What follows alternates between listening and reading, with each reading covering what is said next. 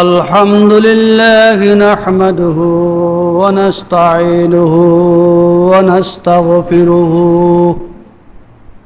ونعوذ بالله من شرور أنفسنا ومن سيئات أعمالنا من يهده الله فلا مضل له ومن يضلل فلا هادي له ونشهد أن لا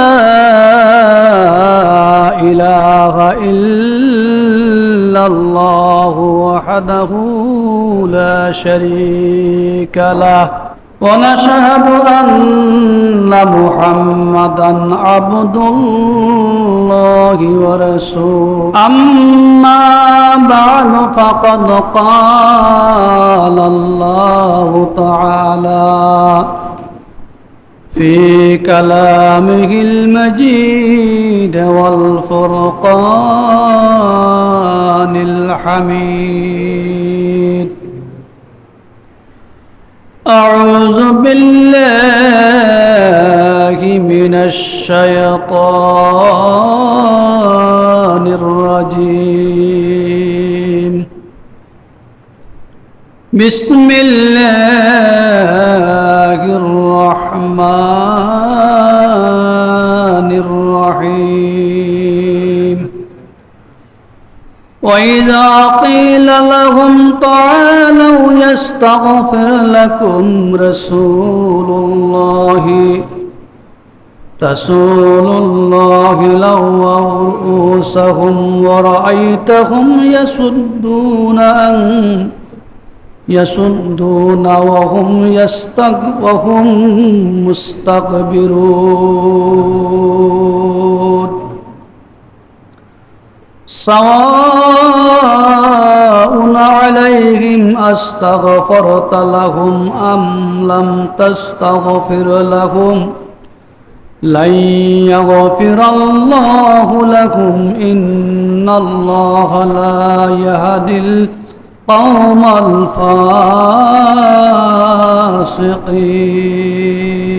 الفاسقين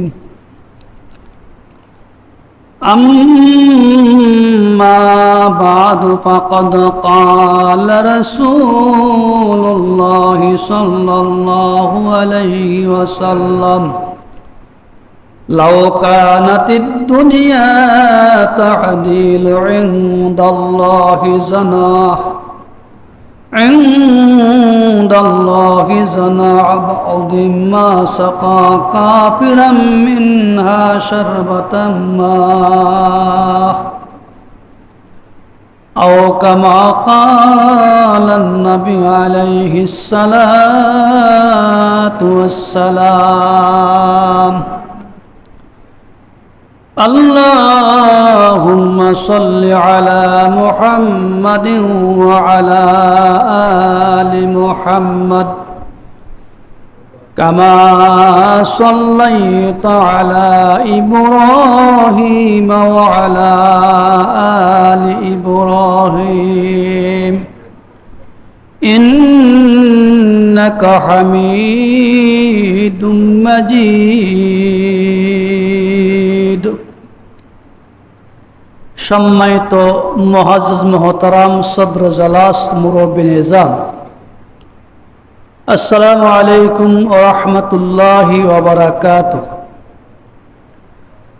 সর্ব মহান রব্বুল আলামিনের পবিত্র দরবারে হাজার লাখ কোটি শুকরিয়া জ্ঞাপন করছি যে আল্লাহ রাব্বুল আলামিন আমাদেরকে দুনিয়ার সকল ঝামেলা মুক্ত করে সকল প্রকারের কর্মব্যস্ততা পরিহার করে পবিত্র জুমার দিন মহান রব্বুল আলামিনের দরবারে আসার তৌফিক দান করেছেন। এই জন্য আমরা সকলে অন্তরস্থল থেকে প্রভুর দরবারে শুকরিয়া জ্ঞাপন করে আলহামদুলিল্লাহ। দরুদ ও সালাম প্রেরণ করেছি মানবতার বিশ্ব নবী মুহাম্মদুর রাসূলুল্লাহ সাল্লাল্লাহু আলাইহি ওয়াসাল্লামের উপরে, যাকে আল্লাহ রাব্বুল আলামিন আখির জামানার পয়গম্বর প্রেরণ করেছেন। আজকে আমার মূল আলোচনা হলো মুনাফিকদের নেফাকের উপরে। কয়েকটি জুমা ধরে মুনাফিকদের বিভিন্ন অবস্থার উপরে আলোচনা করা হচ্ছে। মুনাফিক সিনাই দায় কিনা? মুনাফিক সিনা দায়। মুনাফিক কাকে বলে? মুনাফিক যদি না থাকতেন, আল্লাহ রাব্বুল আলামিন পবিত্র কালামুল্লাহ শরীফে মুনাফিকদের ব্যাপারে আলোচনা আনতেন না। পবিত্র কোরআনে সূরাতুল মুনাফিক সম্পূর্ণ সূরা আল্লাহ রাব্বুল আলামিন মুনাফিকদের দৃষ্টান্তের উপরে, মুনাফিকদের অবস্থার উপরে নাজিল হয়েছে।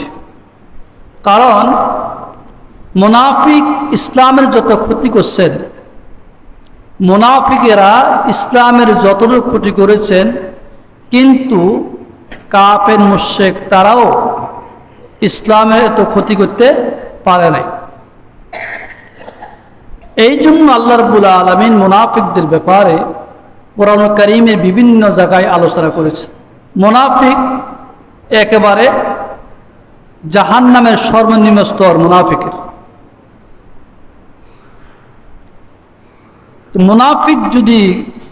মুনাফিকদের স্থান যদি, মুনাফিকদের ঠিকানা যদি জাহান্নামের সর্বনিম্ন স্তর হয়, তাহলে মুনাফিক ইসলামের মধ্যে, এই দুনিয়াতে মুনাফিক আল্লাহর কাছে সবচেয়ে বেশি ঘৃণিত। মুনাফিকদের মূল্য আল্লাহর কাছে নাই। আর এই মুনাফিক চির জাহান্নামী হবে, তারা জাহান্নামে যাবে। আল্লাহ রাব্বুল আলামিন যদি এই দুনিয়ার মূল্য যদি একটা মশার দানা পরিমাণ দিতেন, আল্লাহ মুহাম্মদ রাসূলুল্লাহ সাল্লাল্লাহু আলাইহি ওয়াসাল্লাম বলেন, আল্লাহ পাক কাফের মুশরিকদেরকে এক ফোঁটা পানিও খাওয়াইতেন। এই দুনিয়া ক্ষণস্থায়ী, চিরস্থায়ী নয়। এই দুনিয়ার মর্যাদা, এই দুনিয়ার মূল্য আল্লাহর কাছে ক্ষুদ্র, একেবারে কম। দুনিয়ার মূল্য হলো শুধু কাফের মুশরিক দুনিয়াদারদের কাছে, কিন্তু আল্লাহ ওয়ালাদের কাছে, যারা ইসলাম মত জিন্দেগি বসর করেন, ইসলামের নীতি অনুসরণ করেন, আল্লাহর কোরআন মোতাবেক জীবন ধারণ করেন, আল্লাহ মত রাসূলের আদর্শকে পৃথিবীতে বাস্তবায়ন করার জন্য চেষ্টা করেন, তাদের কাছে এই দুনিয়া একেবারে ঘৃণিত, এই দুনিয়া একেবারে নিকৃষ্ট। হাদিসে এই দুনিয়া সম্পর্কে রাসূল আরবি মুহাম্মদ রাসূলুল্লাহ সাল্লাল্লাহু আলাইহি ওয়াসাল্লামের পক্ষ থেকে একটি বাণী আছে। একবার সিরিয়া থেকে সাহাবায়ে কেরাম রাদিয়াল্লাহু তাআলা আজমাইন এবং মুহাম্মদ রাসূলুল্লাহ সাল্লাল্লাহু আলাইহি ওয়াসাল্লামের কাছে কিছু রেশমের কাপড় এসেছে। কিসের কাপড়? রেশমের কাপড়। তো এই রেশমের কাপড়গুলো অতি দামি ছিলেন। কি ছিলেন? অতি দামি। এক এক্সাম্পল, আমাদের দেশে উত্তরবঙ্গ থেকে, কুষ্টিয়া থেকে, বিভিন্ন অঞ্চল থেকে বিভিন্ন হকাররা কাপড় আনে, কাপড় বিক্রি করার জন্য আসে। আসার পরে অতি সুন্দর সুন্দর দামি দামি কাপড় পাওয়া যায়। আমরা অনেকে আনন্দের সহিত, উৎসাহ উদ্দীপনার সহিত সেই লুঙ্গি বা কাপড়গুলো আমরা কিনে থাকি না? থাকি। কারণ এই কাপড়গুলো হয়তো এইদিকে পাওয়া যায় না, এই জন্য। তদরূপ বিশ্বনবী মুহাম্মদুর রাসূলুল্লাহ সাল্লাল্লাহু আলাইহি ওয়াসাল্লামের কাছে সিরিয়া থেকে কিছু কাপড় এসেছে, রেশমের কাপড়। কাপড়গুলো অতি সুন্দর। সাহাবায়ে কেরাম রাদিয়াল্লাহু তাআলা আজমাইন এই কাপড়গুলো দেখে আনন্দিত, বারবার কাপড়গুলি দিয়ে তাকাচ্ছেন আর কাপড়গুলো দেখতেছেন। কারণ তাদের কাছে সুন্দর সুন্দর লাগে। এই যে সুন্দর কাপড়, সুন্দর পোশাক তারা দেখে নাই। আল্লাহ রাসূল মুহাম্মদুর রাসূলুল্লাহ সাল্লাল্লাহু আলাইহি ওয়াসাল্লাম লক্ষ্য করেছেন সাহাবায়ে কেরাম রাদিয়াল্লাহু তাআলা আজমাইন এই দুনিয়ামুখী হয়ে গেছেন। দুনিয়ার সাধারণ রেশমের কাপড় তাদের কাছে ভালো লাগে, সুন্দর লাগে।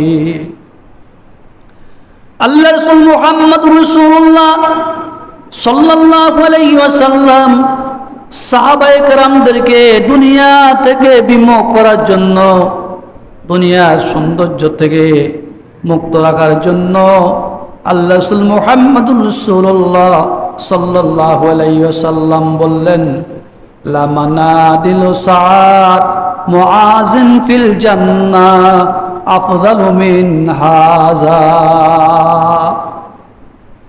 আল্লাহ রাসূল হযরতে মুআয বিন জাবাল রাদিয়াল্লাহু তাআলা আনহুকে লক্ষ্য করে বলেন, হে মুআয, দুনিয়ার রুমাল, দুনিয়ার কাপড় দেখে, দুনিয়ার রেশমের শাড়ি দেখে, কাপড় দেখে এত আনন্দ ভোগ করো, এত খুশি হইলা, কিন্তু এই দুনিয়ার কাপড় আখিরাতে ও জান্নাতে কি রুমালের সমতুল্য নয়। অর্থাৎ পরকালের রুমাল এর চাইতে সুন্দর, এর চাইতে দামি। লামানা দিল সাআদ ইবনে মুআয ফিল জান্নাতে আফদালু মিন হাযা। আল্লাহ রাসূল মুহাম্মদুর রাসূলুল্লাহ সাল্লাল্লাহু আলাইহি ওয়াসাল্লাম বলেন, হে মুআয, এই দুনিয়ার রেশমের কাপড়ের তুলনায় জান্নাতি পোশাক, জান্নাতি রেশম তার চাইতে অতি দামি। আল্লাহু আকবার বলেন।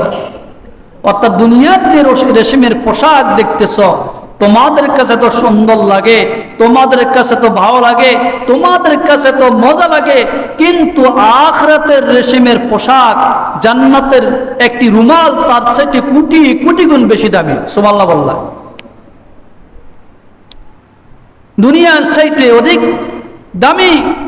তো আমরা রাসূল আরবি মুহাম্মদুর রাসূলুল্লাহ সাল্লাল্লাহু আলাইহি ওয়াসাল্লাম সাহাবায়ে কেরামদেরকে এটাই বুঝাইছেন, হে আমার সাহাবীরা, দুনিয়াতে তোমাদের কষ্ট হয়, দুনিয়াতে তোমাদের অর্থ নাই, সম্পদ নাই, টাকা নাই, পয়সা নাই, খুব কষ্ট করো, ভুখা থাকো, কিন্তু এই দুনিয়ার চাইতে পরকাল শ্রেষ্ঠ দামি, পরকাল বেচ্ছে দামি। পরকালের এক একটা রুমাল, জান্নাতের এক একটা শাড়ি দুনিয়ার রেশমের চাইতে হাজার হাজার লক্ষ লক্ষ গুণ বেশি উত্তম। অর্থাৎ তোমরা দুনিয়ামুখী হইও না। দুনিয়ার চাকচিক্য, দুনিয়ার মায়া মমতা, দুনিয়ার ভালোবাসা যেন তোমাদের গ্রাস না করে। আল্লাহ গ্রাস না করে। এই দুনিয়াতে যারা ইমানদার, যারা মুমিন, যারা আল্লাহওয়ালা, তারা এই দুনিয়াতে কষ্ট করবে, করবে না? করবে কিনা? কষ্ট করবে, কষ্ট ভোগ করবে। তাদের পেটে কোনো খাবার থাকবে না, তাদের কোনো রিজিকের ব্যবস্থা হবে না, অতি ক্ষুদ্র অবস্থায় অতি কষ্টে জীবনযাপন করবে। কারণ আল্লাহ এই দুনিয়াকে একটি মশার দাম পরিমাণ মূল্য দেন নাই। আল্লাহ রাব্বুল আলামিন যদি এই দুনিয়াকে একটি মশার পাক বরাবর মূল্য দিতেন, মশার পাক বরাবর দাম দিতেন, ফাঁকা বরাবর দাম দিতেন, দুনিয়ার কাফের মুশরিক বেঈমানদের এক ফোঁটা পানিও খাওয়াইতেন না। এই জন্য হাদিস শরীফ আছে, আল্লাহ রাসূল মুহাম্মদুর রাসূলুল্লাহ সাল্লাল্লাহু আলাইহি ওয়াসাল্লাম বলেন, লাউ কানাতিদ দুনিয়া তা'দিলু ইনদাল্লাহি জানাহু বা'দিন বাউদাতিন মা সাকা কাফিরাম মিনহা শারবাতাম মিনাল মা। আল্লাহ রাসূল মুহাম্মদুর রাসূলুল্লাহ সাল্লাল্লাহু আলাইহি ওয়াসাল্লাম সাহাবায়ে কেরামদের রক্ষা করে বলেন, লাউ কানাতিদ দুনিয়া তা'দিলু ইনদাল্লাহ জানাহু বা'দাতিন মা কাফারতুম মিনহা। আল্লাহ নবী মুহাম্মদুর রাসূলুল্লাহ সাল্লাল্লাহু আলাইহি ওয়াসাল্লাম বলেন, এই দুনিয়া যদি আল্লাহর কাছে একটি মশার দানা পরিমাণ মূল্য হতো, মশার দানা পরিমাণ দাম হতো, আল্লাহ রাব্বুল আলামিন কাফের মুশরিকদের এক ফোঁটা পানিও খাওয়াইতেন না। তো বুঝে গেছে কি এই দুনিয়া বৃত্তিহীন, এই দুনিয়ার সম্পদ বৃত্তিহীন, এই দুনিয়ার কোনো মূল্য, এই দুনিয়ার কোনো দাম আল্লাহর কাছে নাই। আছে কি না? আজ নাই। যদি একটা মশার দানা পরিমাণও যদি পৃথিবীকে আল্লাহ মূল্য পৃথিবীর মূল্য দিতেন, তাহলে একটা কাফের মুশরিকদের এক ফোঁটা পানিও খাওয়াইতেন না। কারণ তারা তো আল্লাহর হুকুম মানে না, নবীর তরিকা মানে না, রাসূলের আদর্শ মানে না, আল্লাহর হুকুমের বহির্ভূত চলে কিনা?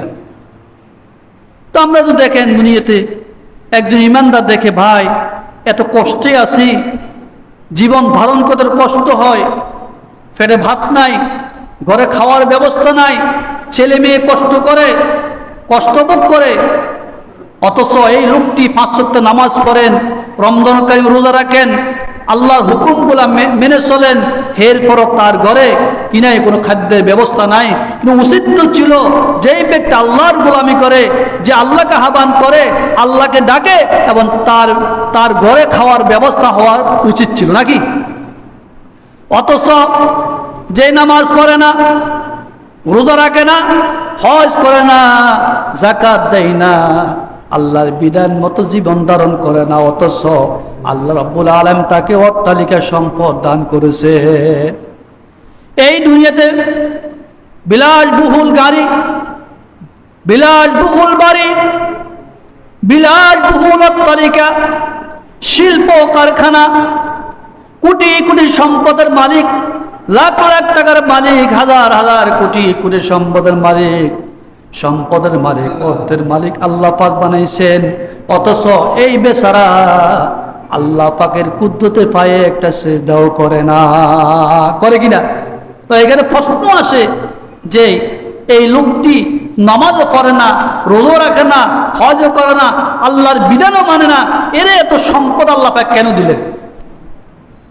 বাইরস্ত বুজুর্গ, সম্মান হাজিরিন, আমি একবার বলছি, আল্লাহ রাব্বুল আলামিন যদি এই পৃথিবীতে একটা মশার দানা পরিমাণ মূল্য দিতেন, আল্লাহর কাছে মশার দানা পরিমাণ দাম হতো এই পৃথিবীর, তাহলে আল্লাহ পাক কাফের মুশরিকদের এক ফোঁটা পানিও খাওয়াইতেন না, এক ডুব পানিও খাওয়াইতেন না। কারণ আল্লাহর কাছে এই দুনিয়ার মূল্য নাই, দুনিয়ার কোনো দাম নাই, আল্লাহর কাছে মূল্য আখিরাতের, আল্লাহর কাছে মূল্য ঈমানদারের। কার? আল্লাহ পাক একজন ঈমানদারকে এই দুনিয়াতে কষ্ট দিবে, কিন্তু পরকালে আল্লাহ পাক বিলাসবহুল সম্পদের মালিক বানাই দিবেন, আল্লাহ পাক বিশাল জান্নাতের মালিক বানাই দিবেন। কে হাজার হাজার কোটি কোটি বছর জান্নাতের নাজ ও নেয়ামত ভোগ করবে কিনা? করবে। হেদায়েতের মালিক কে বলেন? আল্লাহ। তো আমি মুনাফিকদের কপটতার উপরে, নাফাকির উপরে আমার আলোচনা ছিল। পৃথিবীতে মুনাফিকদের অবস্থান আবিষ্কার হয়েছে মদিনা থেকে। কি থেকে?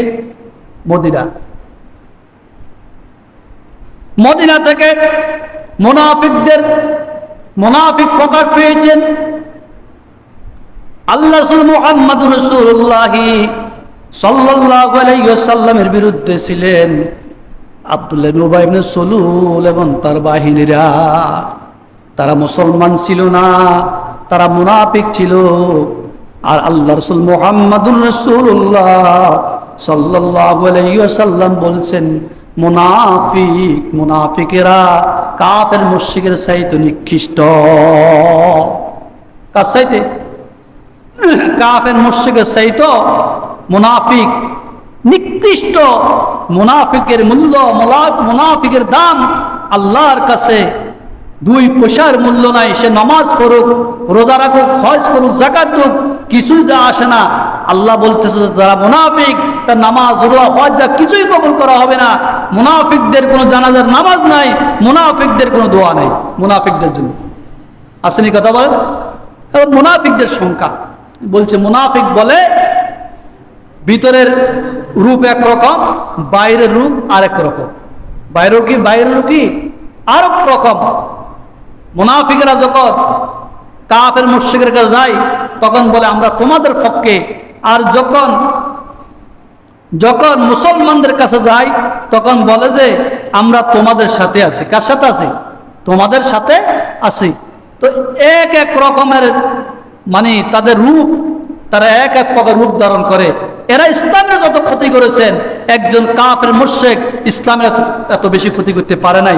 এই জন্য আল্লাহ রাব্বুল আলামিন সূরা বাকারার মধ্যে বলছেন, وَإِذَا لَقُوا الَّذِينَ آمَنُوا قَالُوا آمَنَّا وَإِذَا خَلَوْا إِلَى شَيَاطِينِهِمْ قَالُوا إِنَّا مَعَكُمْ إِنَّمَا نَحْنُ مُسْتَهْزِئُونَ। যখন মুনাফিকেরা ঈমানদারের সাথে মিলিত হয়, ঈমানদারের সাথে একত্রিত হয়, কালু তারা বলে আমরা ঈমানদার, আমরা ঈমান এনেছি, আমরা মুসলমান, আমরা ঈমানদার, আমরা সবসময় ঈমানদারের পক্ষে থাকবো, ঈমানদারের নীতি অবলম্বন করব। আমরা কোনো ঈমানদার থেকে আমরা কোনো দূরে যাব না, আল্লাহর হুকুমগুলোকে আল্লাহর হুকুমের অমান্য করব না।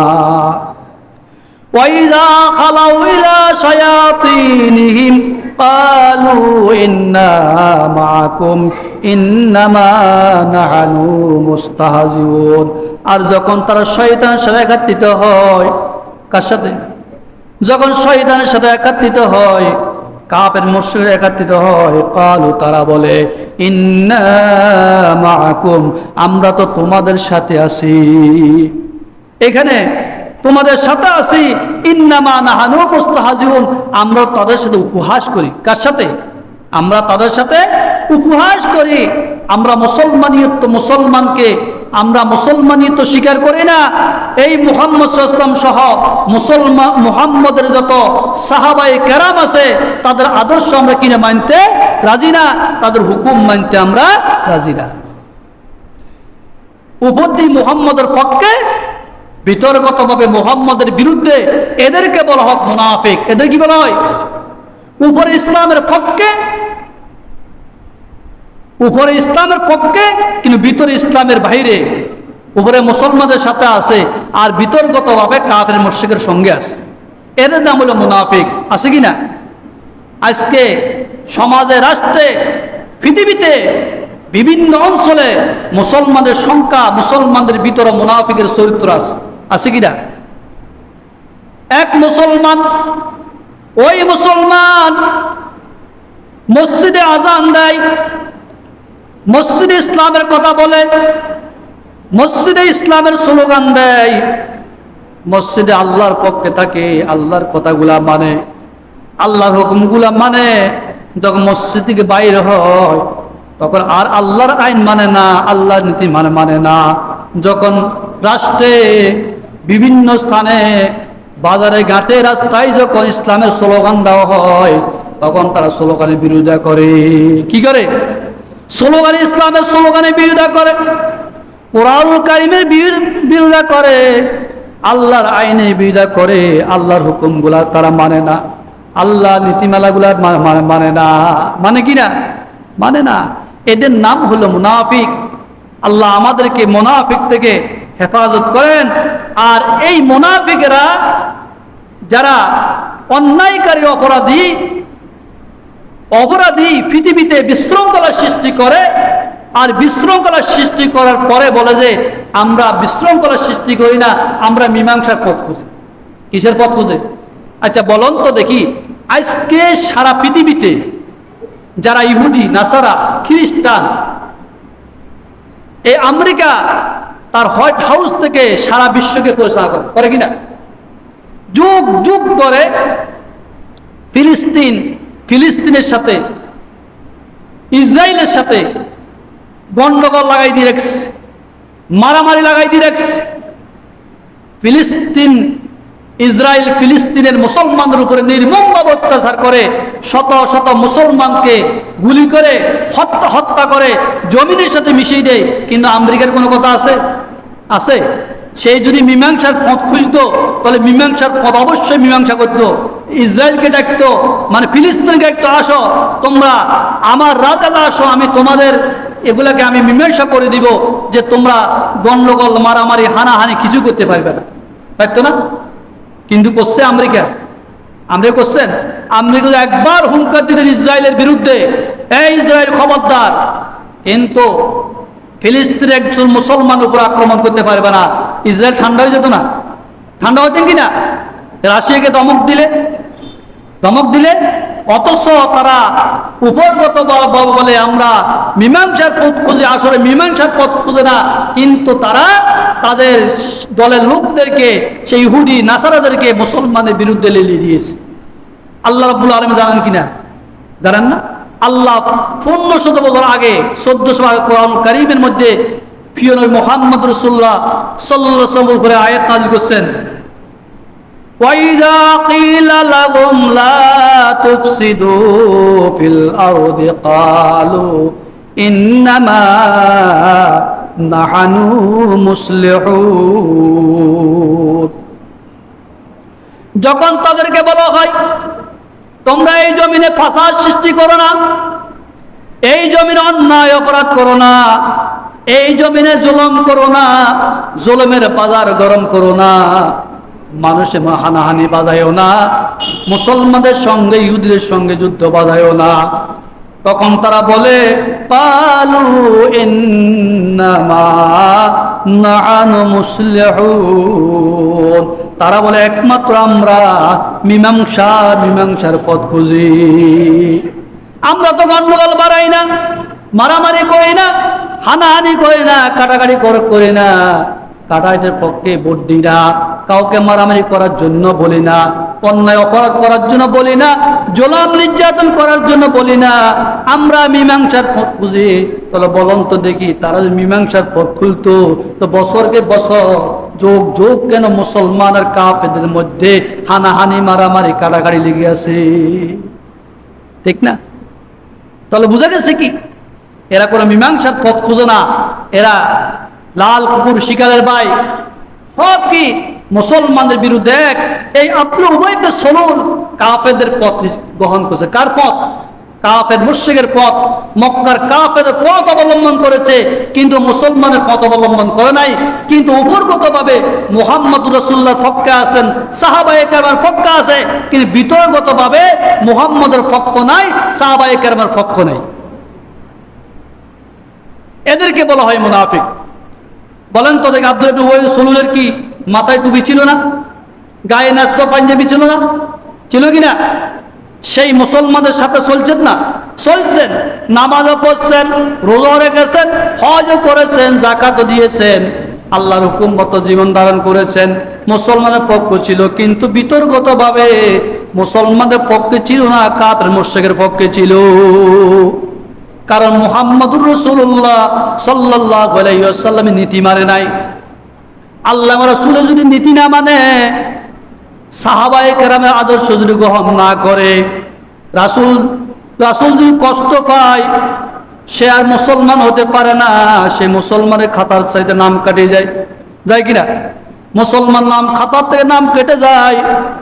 আব্দুল উবাই ইবনে সালুল একটা দুইটা অন্যায় করে নাই, অনেকগুলো অন্যায় করেছে।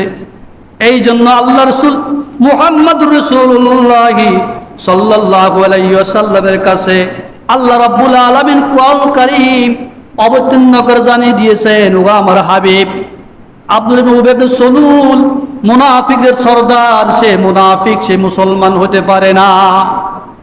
কারণ আব্দুল্লাহ ইবনে উবাই ইবনে সালুলের একটা ঘটনা আল্লাহ রাসূল আল্লাহ পাক কোরআন কারীমে দিয়েছেন। যখন সে মুহাম্মদুর রাসূলুল্লাহ সাল্লাল্লাহু আলাইহি ওয়াসাল্লাম এবং সাহাবায়ে কেরামের পক্ষে বিশুদ্ধার করলেন, মদিনার মধ্যে মুনাফিকদের হাউজে মুনাফিকদেরকে নিয়ে সেইখানে আলোচনা করলেন, আমরা মুহাম্মদের কথা মানব না, মুহাম্মাদের সঙ্গ বঙ্গদের কোন দিয়ে অবলম্বন করব না, মুহাম্মাদের কথা না মানব না, তাদের দেশ থেকে বাইরে করে দিব, তাদেরকে এই দেশে থাকার সুযোগ দিব না, এই সমস্ত কথাগুলো বললেন। আল্লাহর নবী মুহাম্মদুর রাসূলুল্লাহ সাল্লাল্লাহু আলাইহি ওয়াসাল্লাম একজন সাহাবী, আব্দুল আরকাম রাদিয়াল্লাহু তাআলা আনহু তিনি পাক্কা মুসলমান ছিলেন। তিনি বললেন, আব্দুল্লাহ ইবনে উবাই ইবনে সলুল, তুমি মুহাম্মদুর রাসূলুল্লাহ সাল্লাল্লাহু আলাইহি ওয়াসাল্লামের বিরুদ্ধে যে সমস্ত কথাগুলো বলছো, এই সমস্ত কথাগুলো ফিরিয়ে আসো, মুহাম্মদুর রাসূলুল্লাহর কাছে ক্ষমা প্রার্থনা চাও।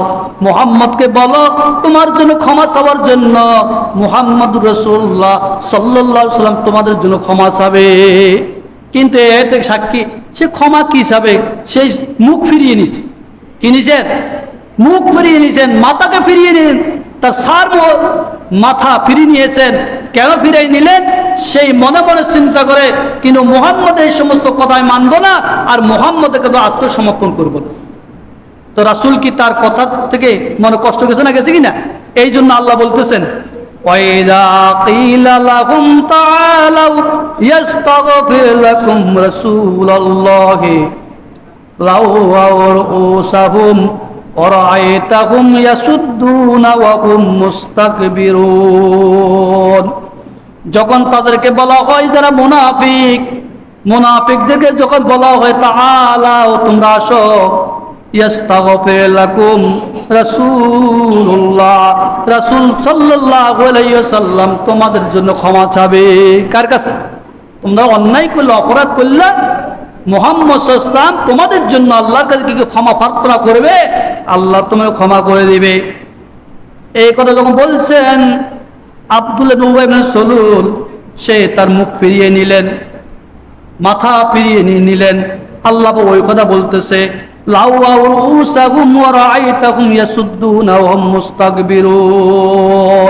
তারা সে মুনাফিকেরা তাদের মাথাকে ফিরিয়ে নিলেন, অহংকারের সহিত তারা প্রতিবন্ধকতা সৃষ্টি করলেন, সেখানে ফিরে গেলেন। তাহলে বুঝে গেছে কি মুনাফিক সে মুসলমান হতে পারে না। সেই যদি তার ভিতরে নেপাত যদি না থাকতো, তো সে রাসূলুল্লাহর কথা অবশ্যই মানতেন না। রাসূলের কাছে আসতেন, নরম হতেন, বলতেন, ইয়া রাসূলুল্লাহ আমি অন্যায় করেছি, অপরাধ করেছি, আমার জন্য একটু ক্ষমা চান আল্লাহর কাছে। কি চান? ক্ষমা চান। এই জন্য আল্লাহ রাব্বুল আলামিন কোরআন কারীমের মধ্যে বলছেন, আল্লাহ হে নবী আপনি মুনাফিকদের জন্য ইস্তেগফার করেন বা না করেন, ক্ষমা প্রার্থনা করেন বা না করেন, তারা এক সমান, এক বরাবর। কিন্তু তারা কি আল্লাহ পাক তাদেরকে ক্ষমা কখনো করবেন না। কি করবেন না? আল্লাহ তাদেরকে মাফ করবেন না, কারণ তারা তো আল্লাহ ফাসিক। আল্লাহ পাক ফাসিকদেরকে হেদায়েত দেন না। কি দেন না? হেদায়েত দেন না। এই জন্য আল্লাহ বলতেছেন, সাওয়াউন আলাইহিম আস্তাগফারতা লাহুম আম লাম তাস্তাগফির লাহুম লা ইয়াগফিরাল্লাহু লাহু লা ইয়াগফিরাল্লাহু লাহু লা ইয়াগফিরাল্লাহু লাহুম ইন্নাল্লাহা লা ইয়াহদিল কওমাল ফাসিকিন। আল্লাহ রাব্বুল আলামিন তাদের কখনো ক্ষমা করবেন না, মাফ করবেন না, কারণ আল্লাহ তাআলা ফাসিক জাতিকে হেদায়েত দেন না। দেননি? ফাসিক যারা তাদেরকে আল্লাহ হেদায়েত দেন না। এই জন্য আব্দুল্লাহ ইবনে উবাই ইবনে সলুল হেদায়েত নসিব জুটে নাই, সেই মুসলমানের খাতায় নাম দেওয়ার পরও কি হয়ে গেছেন? মুনাফিক হয়ে গেছেন। মুনাফিক হয়ে পুরো জীবন সে জাহান্নামে জ্বলবে। কি জ্বলবে? কোথায়? জাহান্নামে জ্বলবে। কারণ আল্লাহর আইনের বিরুদ্ধে কথা বলছে, কোরআনুল কারীমের বিরুদ্ধে কথা বলছে, ইসলামের বিরুদ্ধে কথা বলছে। আজকে এইখানে শিক্ষা গ্রহণ করতে হবে যে মুসলমান ইমানদার মুসলমানের ঘরে জন্মগ্রহণ করে, মুসলমানের খাতায় নাম লেখায়, এরপর যদি ইসলামের বিরুদ্ধে কথা বলে, কোরআনুল কারীমের বিরুদ্ধে কথা বলে, আলেম ওলামার বিরুদ্ধে কথা বলে, সেই মুসলমানের বিরুদ্ধে কথা বলে, সেই কি মুনাফিক না মুসলমান? কথা বলেন, মুনাফিক না মুসলমান? মুনাফিক। তার ঠিকানা জাহান্নাম। ঠিকানা কি? জাহান্নাম। আল্লাহ রাব্বুল আলামিনের এই কোন আয়াত কিয়ামত পর্যন্ত এই পৃথিবীতে থাকবে। এই আব্দুল্লাহ ইবনে সলুলের আরেকটা ঘটনা, সেই ইসলাম মুসলমান কত গিলা করতেন, সে মুসলমানের বিরুদ্ধে কিভাবে অবস্থান নিয়েছেন, সেই বলতেছে যে এখানে বনি মাসতালেক যুদ্ধ, বনি মাসতালেকের যুদ্ধ যখন যেখানে সংগ্রহ হয়েছে মুরাইসেন ও কুবির কিনারে, সেইখানে বলছেন যে আমরা যদি মদিনাতে যাই, মদিনাতে যাওয়ার পরে আমরা সম্মানীরা এই অসম্মানী ব্যক্তিদেরকে বাইর করে দিব। নাউজুবিল্লাহ। কি করব? আমরা যারা ইজ্জতওয়ালা সম্মানী আমরা তাদেরকে বের করে দিব। এইখানে ইজ্জতওয়ালা বলতে আব্দুল উবাইকে বুঝাইছে, মুনাফিকদেরকে বুঝাইছে। আর অসম্মানী বলতে আল্লাহ এবং রাসূল এবং সাহাবায়ে কেরাম থেকে বুঝানো হয়েছে, বুঝাইছে। সে বলতেছে যখন আমরা মদিনাতে যাব, মদিনাতে যাওয়ার পরে এই মুসলমানদেরকে এবং মুহাম্মদের সঙ্গবঙ্গদেরকে এখান থেকে আমরা বাইর করে দিব। তাদেরকে কোনো টাকা পয়সা অর্থ দিয়ে আমরা তাদের কি করব না, তাদেরকে কখনো কি করব না, সহযোগ করব না। আল্লাহ পাক ওই কথা বলতেছেন কোরআন কারিমে,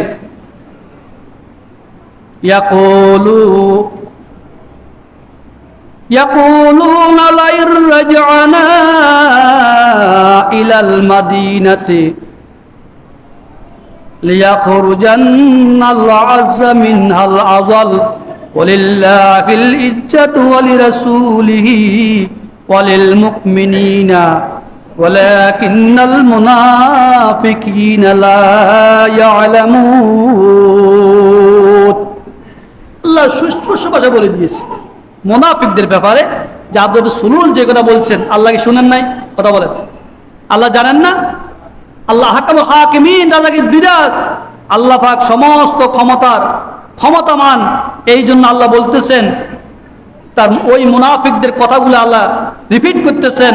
আল্লাহ মুসলমানদেরকে এবং আল্লাহ রসুলকে জানিয়ে দিয়েছেন। রাসূল মুনাফিকের নেতা কি বলছে জানেন?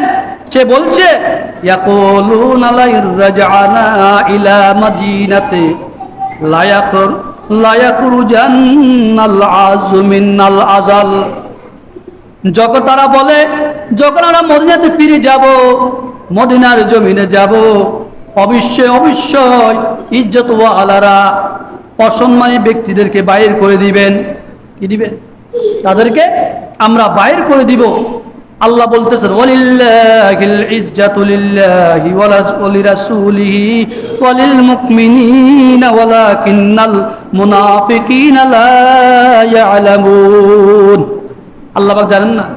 আল্লাহ অবশ্যই জানেন। আব্দুল উবাই সলুল কি বলছেন? আল্লাহ আব্দুল উবাই সলুলের সেই প্রশ্নের জবাব আল্লাহ পাক নিজে দিতেছেন যে ওয়ালিল্লাহি ইজ্জাতি, সমস্ত ইজ্জতের মালিক একমাত্র আল্লাহ। কে? সম্মানের মালিক একমাত্র আল্লাহ।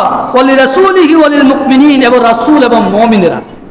সকল ইজ্জত এবং সম্মানের মালিক রাসূল এবং সাহাবায়ে কেরাম, এরাই এই ইজ্জত আর সম্মানের মালিক। ওয়ালাকিন্নাল মুনাফিকিনা লা ইয়ালামুন, কিন্তু মুনাফিকরা জানে না। কি জানে না? অত আল্লাহ এবং রাসূল এবং সাহাবায়ে কেরামের দাম আল্লাহর কাছে কত বেশি, কত মূল্যবান তারা আল্লাহর কাছে। দুনিয়া তো তারা শান্তি, পরকালে তারা কিভাবে আখিরাতে অনন্তকালের জন্য জান্নাত পাবে। কিন্তু এই উবাই ইবনে সলুল মুনাফিকের বাহিনীরা, এবং সেই অবশ্যই কি জানে না? আল্লাহ ভালো জানেন। তো অবশ্যই আল্লাহ রাব্বুল আলামিন এই মুনাফিকদের ব্যাপারে অবস্থান নেবেন কাল কিয়ামতের ময়দানে। তাদের জন্য আল্লাহ জাহান্নাম তৈরি করে রেখেছেন। আল্লাহ আমাদেরকে যেন ওই মুনাফিকে আসার আচরণ থেকে যেন আল্লাহ আমাদেরকে হেফাজত করে। আমরা কখনো মুনাফিক হব না, মুনাফিকের খাতায় কখনো নাম দিব না। মানে আমাদের ভিতরে যেরকম উপরে যেরকম সেরকম থাকে। এই জন্য আল্লাহ রাসূল এবং সাহাবায়ে কেরাম আলেম ওলামাদেরকে যখন মহব্বত করব, ইসলাম ওয়ালাদেরকে যখন মহব্বত করব, অবশ্যই আল্লাহ রাব্বুল আলামিন আমার আপনার মূল্য সম্মান আল্লাহ বাড়াই দিবেন। আল্লাহ পাক আমল